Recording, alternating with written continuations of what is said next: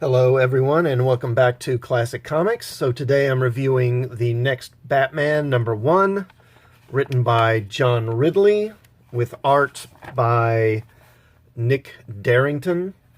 So this is part of DC's Future State event, which jumps ahead about a decade into the future to show what the future of the DCU looks like.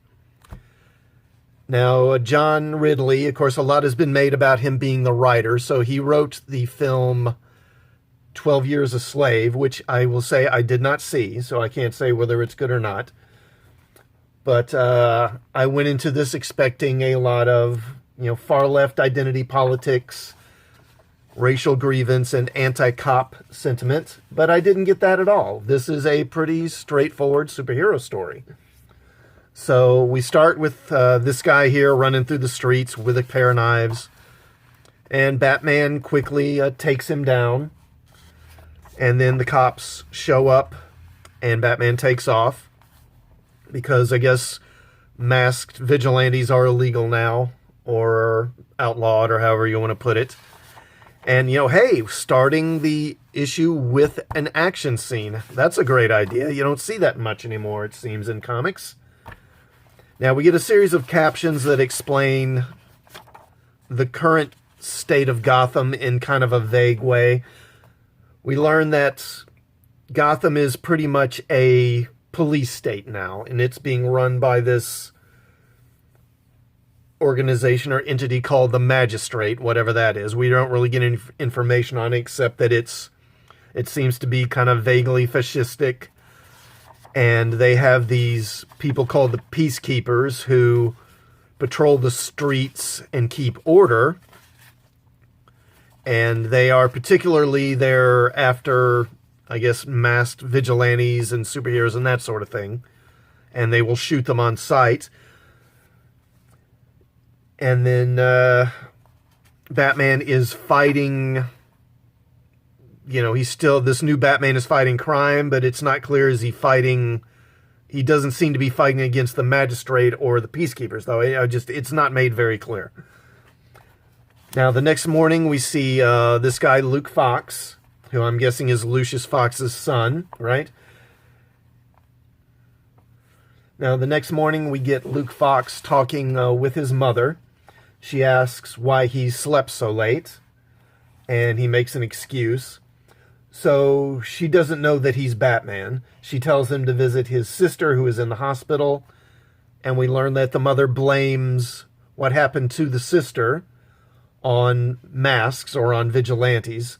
Although we don't know what happened exactly. Then we see these guys here who are wearing Bane masks. And they're called the Banelitos, apparently. And they're a street gang, and they're vetting a couple of kids here for their gang, and the kids have to make a kill as part of their gang initiation. Then we see Luke at the hospital, and he goes to his sister's room, and his brother is there. He calls his brother Tim, but Tim says, "Don't call me Tim, call me Jace." And apparently Jace is the family screw-up, according to Luke. He was in the military, but then got kicked out. And Luke scolds him for not being there for their sister when she was injured. But we don't get any backstory, really, so we don't know how that happened. Then we see, we have this scene where this female detective named Chubb, and she's talking with her ex-partner, this guy who's named Whitaker, who left the force. And Chubb mentions rumors that an ex-cop is helping criminals plan their crimes. So... gee, I wonder if this cop Whitaker is going to turn out to be the ex-cop that she's talking about. It's not really subtle in the way they set this scene up. Then we go back to the Banelitos. And they roll up on this guy here who's from a rival gang, and these youngsters that are trying to get in, they have to kill the guy to get entrance to the gang. Then Batman interferes and saves the target. And then takes the Banelitos out. And then some of the Peacekeepers show up. And they open fire on Batman and these two kids. And Batman gets the two kids out of there before they're killed. So I was pleasantly surprised by this issue. I was getting ready for SJW Batman, but that's not what this is. Again, it's a pretty straightforward story. The main issue I have is that a lot of information is left out. How did this current status quo in Gotham come about? How did the magistrate come to run the city? We don't really get any information on that. Also, what exactly is the situation in the streets regarding the police and the peacekeepers? We're told that the peacekeepers are like this occupying army, and they shoot lawbreakers on sight, but the police are also around in some form, as we see both uniform and plainclothes cops. So how do these groups operate together? Does one have authority over the other? Are they really two different organizations, or are the peacekeepers basically just a branch of the police? They're just more militarized with heavier weaponry and more freedom to use deadly force. I mean, none of that's really made clear. Also, the pace of the storytelling is pretty slow. There are several panels that just kind of seem like filler. Let's see, like here we got this scene where Luke is at the hospital, but then we have a panel of him walking in the hall. Then him at the room to his sister's door. Then he's looking in. I mean, couldn't one of these panels... We don't really need all three of these panels, do we?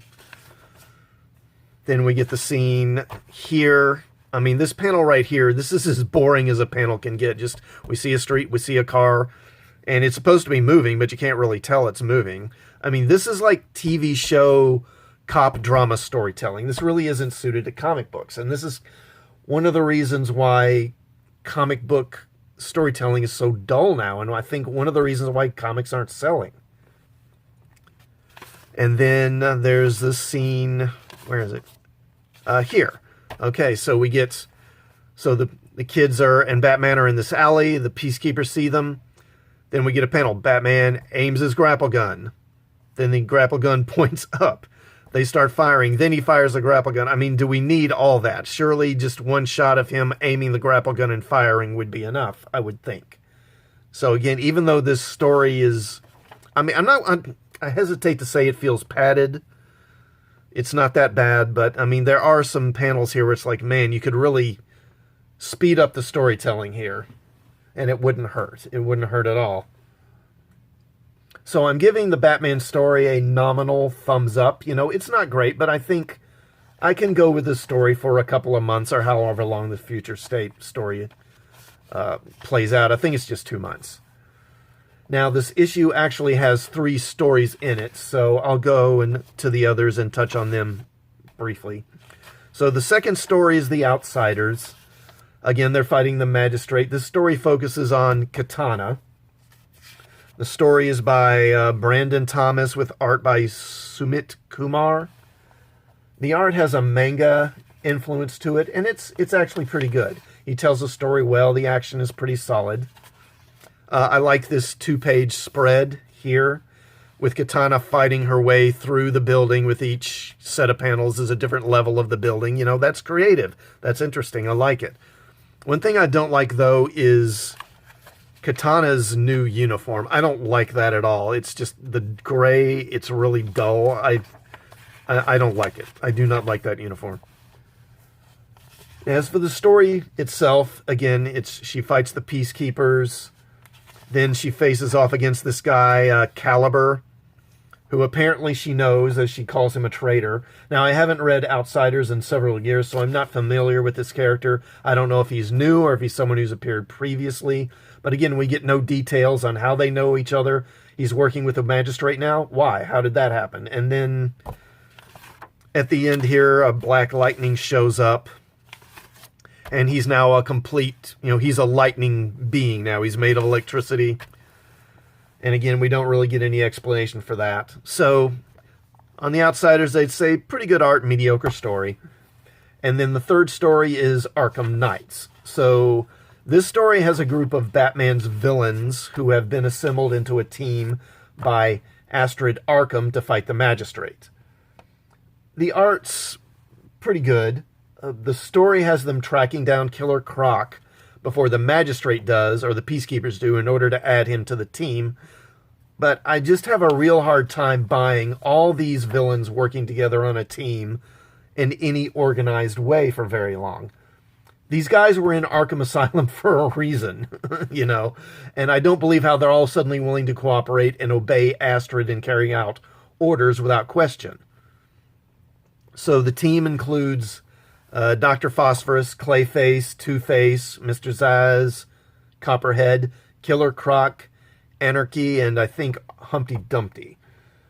I'm just not buying all these lunatics becoming her willing foot soldiers. It also diminishes them in a way. If they can all be whipped into obedience like this, then are they really that dangerous? So, yeah, I don't like this one.